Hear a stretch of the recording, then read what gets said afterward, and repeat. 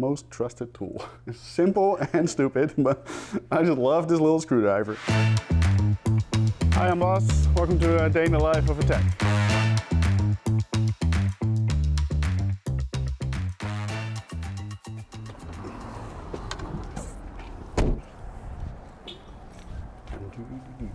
Morning, Mike.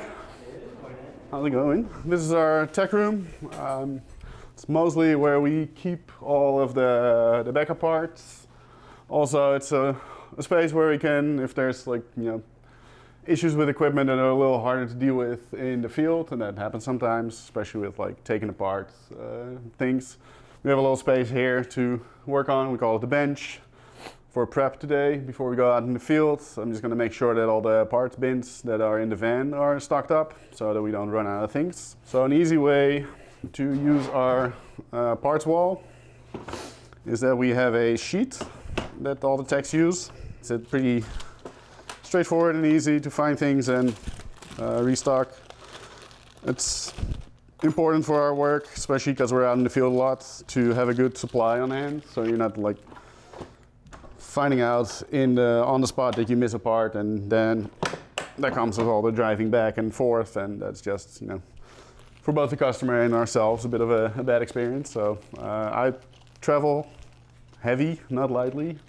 When I go and travel in my time off, I do like to travel lightly, but in this job, no. That's not a thing. Today we got 2 PMs on the docket, preventative maintenance. Both a 6-month service, so they do it in 3-month intervals. The 3 and the 9 month are lighter on maintenance, and then the 6 and the 12 month are where you replace a lot more stuff. So for that, we rebuilt the steam ones for one, and what I like to do is basically rebuild them here at the training center, and then this goes just in my bag, and then when we're on site, we're just going to swap the valves out. That makes it a lot easier for in the field. It also causes less downtime on the equipment for the customer. So we have a little tech training intro video that we all get when we join. And there's a little bit in there. It's all about your tools always need to be like this, and it's called always be knolling. And that means you always put your tools in a way either on a straight angle or vertical. Never like this, never like this, never like this. And I thought initially okay, come on, that's a little silly, but it really helps you stay organized. And I constantly catch myself just realigning my tools. It's funny because now whenever I buy IKEA stuff at my house, I used to always just turn the bag over and just rummage through all the screws. But now I catch myself setting it all up neatly before I start assembling my little table or whatever. So, a fun way you take some parts of this job home. So we're on our way to Falls Church, Virginia. We're going to the Northside Social, and we're doing an annual preventative maintenance on their espresso machine. It's definitely key to the job, and I think it's kind of our approach, is trying to get ahead of the service call instead of just dealing with it. So this is how we try to do that. One of the big challenges is to not be in the way too much. We're just gonna set up our stuff, and then we're gonna just kind of work around folks. So currently I'm running a flow meter test on the machine. So we got 26, 25 and 25 seconds, so that is within spec.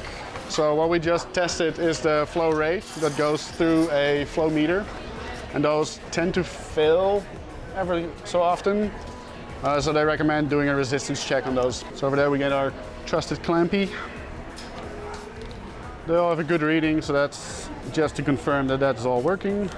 So I don't need to go in and replace any of those components.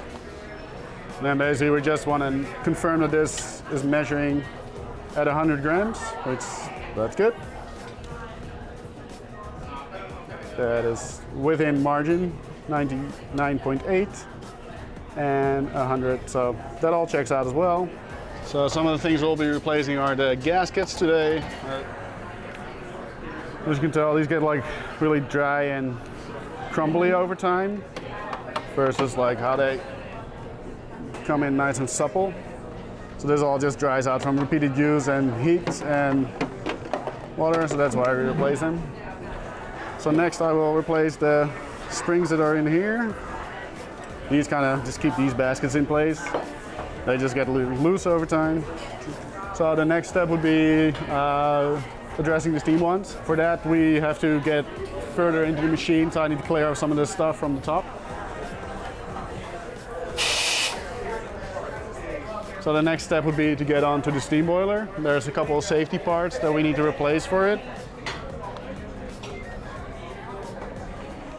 For the water filtration, what we're going to check is the TDS reading, which is a little electrical device that will tell us essentially how much minerals are in the water.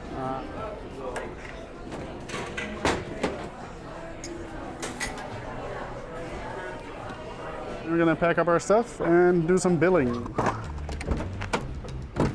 I'd like to email these reports over to the customer so they have an idea of what we did today. We go into our billing. Is Shopify. I put a little note for myself what I want to do the next time I'm here. So this time we really focus on the espresso machines. So next time I want to focus brewers and grinders and make sure that those get a more thorough workup. We'll add the time spent and then we can move this to closed and hit save. So we're going down to Fairfax, Stone Ridge in Virginia. It's a little further west from where we just were. And we're going to see Brewbirds. They're a really cool cafe. They do a lot of cool stuff with their coffee. They also sell canned beers and wine, and yeah, really fun spot. Always a good playlist going on. So yeah, we're gonna do more or less the same thing as what we just did. Same machine, a little smaller, but do the PM work. And this is 6 months, so it should be a little quicker. In and out. Hey, how you guys doing?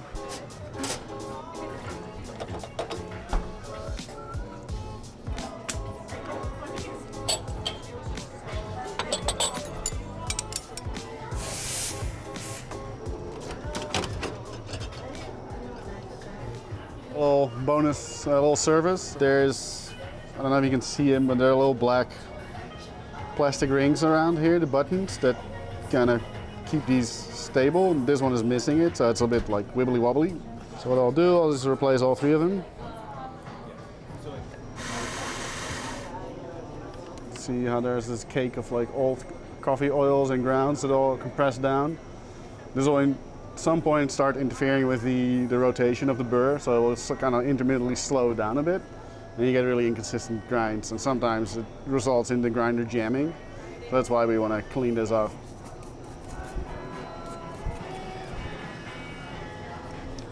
This guy goes back on there.